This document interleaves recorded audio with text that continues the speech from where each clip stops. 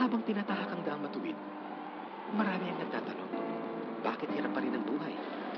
Bakit dumarami ang walang trabaho? Bakit patuloy ang pagtaas ng presyo?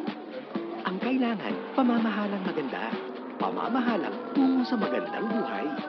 Sa una, Gaganda ang buhay. ang buhay. Ang buhay. Edukasyon ng mga bata, kalusugan ng mga bata, gaganda. Una sa lahat, dapat safe ka. Murang pagkain, maraming pagkain. Gusto ko may pagkain kayo. Libreng edukasyon, sapat na trabaho, tungo sa ginhawa ng buhay. Pag pinalakas ang edukasyon, turismo at kalakalan, dadami ang hanap buhay. Tuldukan ng kahirapan, tuldukan ng karahasan. Huwag pahirapan ang mamamayan at talagaan ng ating mga magulang. Libreng pagamutan at scholarship sa koleyo at skills training para umasenso ang buhay.